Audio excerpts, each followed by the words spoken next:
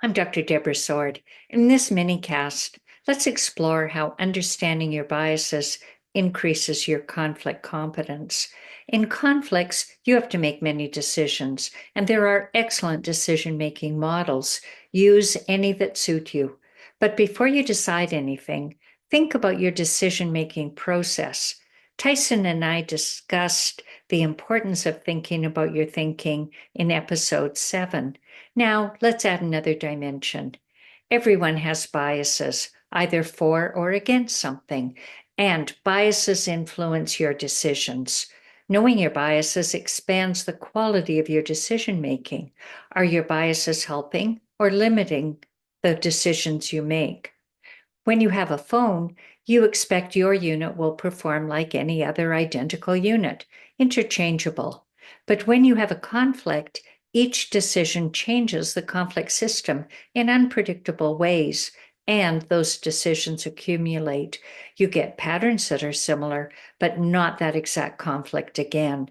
And there's no guarantee you can get a particular outcome because not everyone is decisive.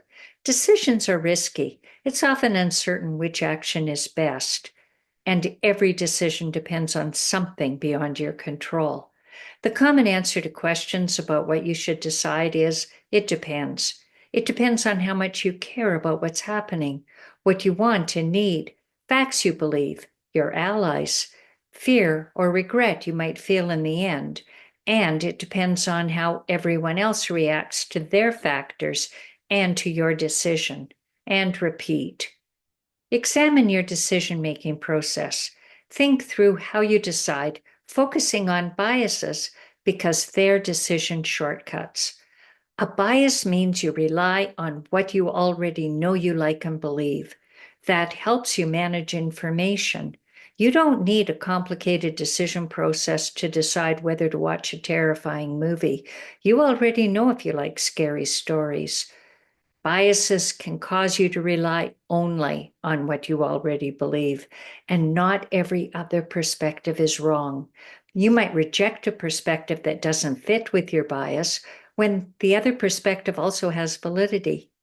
Ask if relying on bias limits your decision-making process in conflict.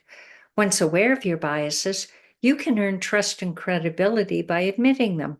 If someone accuses you of rejecting their opinion, admit, yes, I find it hard to accept opinions that are so against my own.